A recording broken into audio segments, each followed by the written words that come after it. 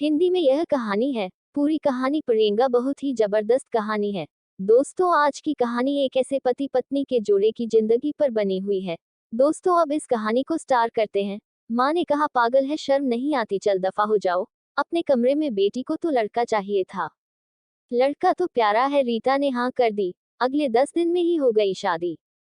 लड़की का हमसफर स्थिर ऑरेंज मैरिज हो गई। न कभी मुलाकात हुई, न कभी कोई बातचीत, कभी एक दूसरे से मिले भी नहीं थे। ऐसा पवित्र रिश्ता होता है, दो अजनबी एक जान हो जाते हैं। जो कभी जिंदगी में मिले भी ना हो, दो पल भर में एक दूसरे की जान बन जाते हैं। पहली रात थी, कमरे में हाथ में पकड़ी हुई नजरें जमी पर थी। दोस्त लड़की की फेवरेट थी। लड़की थोड़ा सा शर्माता भी था। लड़की का घूंघट उठाकर बोला, आप पहले खाओ। और खुद भी खाने लगा। देखो, सारी की सारी खा गई हो, यह किस किस की बात है। लड़की लड़का को पहली ही रात में इतना तो समझ गया कि स्थिर दिल का बहुत अच्छा है। रात भर मोहब्बत बातें होती रही। जिंदगी अपनी असल मंजिल की तरफ पहुंच गई। समय बीतता गया। लड़की के भाई की शादी थी। लड़की 4 महीने की गर्भवती हो गई। लड़की ने लड़का से कहा, मुझे भाई की शादी में जाना है। लड़का ने लड़की के पास बोला, डॉक्टर ने तुम्हें लंबी यात्रा करने से मना किया है, इसलिए मैं कोई जोखिम नहीं लेना चाहता। मैं शादी में जाने की इजाजत नहीं देता। लड़की को बहुत गुस्सा आया। पागल हो गई क्या, मेरे भाई की शादी है और तुम कह रहे हो कि नहीं जाना। लड़का ने कहा, आप बेकार की जिद करती है, डॉक्टर ने यात्रा करने से मना किया है तो मैं नहीं। लड़की रोने लगी। लड़की ने अपनी माँ को फोन किया और सब कुछ बता दी। क्यों नहीं आ रही है, आना ही पड़ेगा, माँ ने अपनी बेटी को कह दिए। शादी पहुंच गई और डांस भी किया। काफी एंजॉय किया। बारात वाले दिन जब भाई की बारात लड़की वालों के घर पहुंची तो बारिश हो रही थी। गली में काफी कीचड़ थी। लड़की उसी गली में गिर गई और उसके पेट में दर्द हो रहा था, क्योंकि लड़की महीनों की गर्भवती थी। जोरों जोर से रोने लगी। जल्दी से लड़की को अस्पताल ले गए। लड़की दर्द से चिल्ला रही थी। लड़का को कॉल किए। लड़की के बारे में बताया गया। लड़का जल्दी से अस्पताल पहुंच गया। डॉक्टर नर्स लड़की को इमरजेंसी रूम में ले जाया गया। लड़का दिल में बेकाबू था, ईश्वर को जप कर रहा था। बाकी सभी लोग शादी की खुशियों में मगन थे, लेकिन यहाँ पर लड़का अकेले खड़ा था। कुछ देर बाद डॉक्टर रूम से बाहर आए। उन्होंने सॉरी कहा, तुम्हारा बच्चा मर चुका है। लड़का बेजान सा कुर्सी पर बैठा था, भगवान से मांग कर भी नहीं मिला।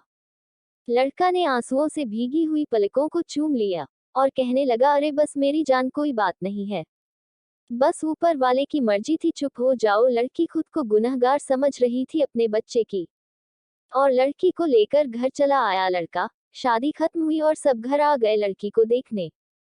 खुद पर इल्जाम दे रही थी, मुझे मना किया गया था, लेकिन मैं जिद करती रही कि शादी में जाऊंगी। अगर मैंने उनकी बात मान ली होती तो आज शायद मैं अपना बच्चा ना खोती। लड़का ने कहा, हमें फिर से औलाद जरूर देगा ऊपर वाले। और फिर 1 साल बाद फिर ऊपर वाले ने बेटे को दे दिया।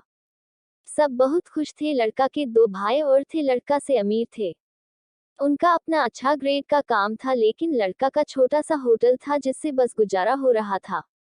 लड़की ने फिर से जिद करने लगी और कहने लगी, मेरे बच्चे को गर्मी लगती है, इसलिए यह बहुत रोता है, कमरे में एसी लगवा दीजिए। लड़का ने लड़की पर हाथ रख कर बोला, क्या पागल हो गई हो, मेरे पास 3 पैसे का इक्का नहीं है। लड़की ने जिद की, मुझे ऐसी बस रूम में चाहिए। और 3 साल बाद ऊपर वाले ने एक बेटी भी दे दी। वे दोनों बहुत खुश थे। हर अच्छी बुरी ख्वाहिश पूरी तरह से अच्छी थी, लेकिन फिर भी छोटी छोटी बातों पर उनका झगड़ा होते रहता था। बेटा 4 साल का हो गया था, बेटी छोटी थी। होटल का काम अच्छा नहीं चल रहा था, कुछ चिंता थी। घर आया, देखा बेटे ने उसका लैपटॉप तोड़ दिया था। लड़का ने कहा, इसमें मेरा सारा डेटा था, पागल तुम हो क्या, जाओ खाना लेकर आओ, उठो। तब लड़की ने कहा, मैं नौकरानी नहीं हूँ, सारा दिन बच्चों को सहारा देता हूँ और तुम मुझे गाली दो। सारा दिन इतना काम करो फिर भी इतनी डांट खाने पड़ते हैं। इतने में बेटे ने कांच का गिलास तोड़ दिया और हाथ में लग गया, काफी खून बहने लगा। इतने में लड़की बोली, बहुत तंग आ गया मैं बाप बेटे से। कमरे में ले गया, रो रहा था बेटा। तब लड़की सोचने लगी, इस इंसान की ऐसी हरकतें गुजारा मुश्किल हो जा रहा है। फोन करके अपनी माँ को बताया कि लड़का ना अच्छे से बात करता है और गालियां देते रहते हैं। माँ ने कहा कि हम लड़का को अच्छा डांट कर समझाते हैं। घर आया, देखा घर में लड़की के माँ बाप चाचा सब बैठे थे।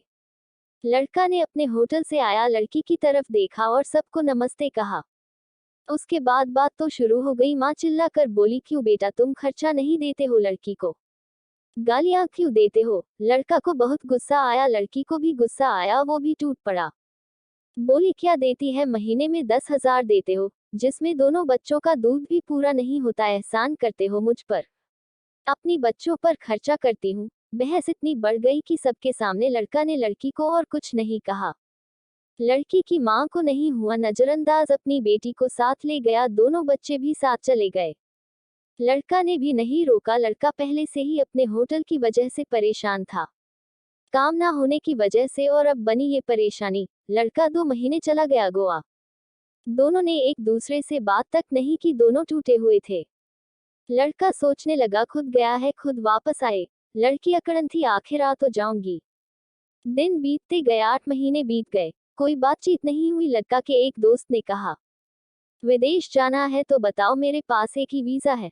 लड़का मुश्किल में था, विदेश चला गया। नंबर बंद हो गया। 1 साल गुजर गया, दोनों से कोई बात नहीं हुई, एक दूसरे के साथ बहुत दूर दूर हो गए।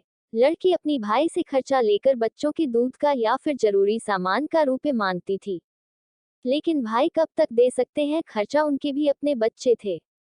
कभी लड़की के बच्चे कोई सामान नुकसान कर देता, कोई चीज तोड़ देता था तो लड़की की भाभी हजारों बातें करती सुनाती थी। लड़की बेकार सुनकर क्या करती, आखिर किसी को कुछ बताया करती भी कैसे। दीपावली का दिन था। लड़की ने भाई से कहा, पैसे दे दो, बच्चों को शॉपिंग करवाती हूँ।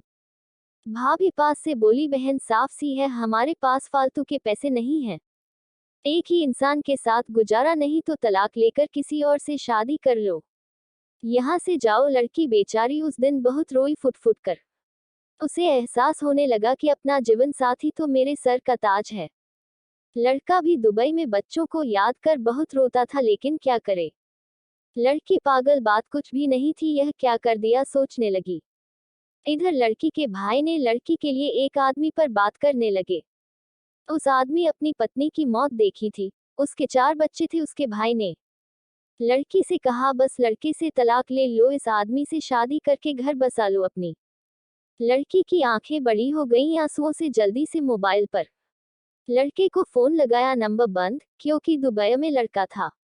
लड़की रोने लगी, मुझे अपने जीवन साथी के पास ही जाना है, मुझे और कोई शादी नहीं करना है। उधर लड़का का भी दिल तड़प रहा था। लड़का अपनी पत्नी को सोचा तो मासूम सी है, इसलिए तुरंत नाराज हो जाती है, खुद ही माफी मांग लूंगा अपनी जान से सोचने लगा। और कुछ ही दिनों में लड़के टिकटें करवा कर हिंदुस्तान वापस आ गया। लड़की रो रो कर भगवान से अपने पापों की माफी मांग रही थी। ऊपर वाले मुझे माफ कर दे, मुझे मेरा जीवन साथी वापस कर दे। रात भर रोती रही सोच सोच कर। दूसरे दिन सुबह बेटे को नाश्ता करवा रही थी कि उसके दरवाजे पर घंटी बजी। उसकी भाभी ने दरवाजा खोला, सामने देखा 2 बच्चे की बाप खड़ा था। लड़की की नजर अपने जीवन साथी पर गई, हाथ से दूध का कप छूट गया और चलती दौड़ते हुए अपने संगनी के सीने से जा लगी।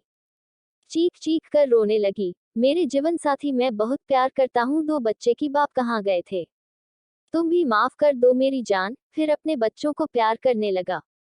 लड़की के भाई और भाभी की आंखों में आंखें बंद करके गर्व से बोले, मेरा भगवान, मेरा हमसफर है, मेरे पास आप लोगों का बहुत बहुत धन्यवाद।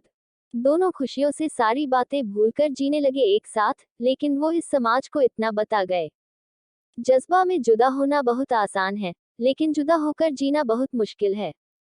जो धर्म एक हमसफर महसूस कर सकता है वो कोई और नहीं समझ सकता।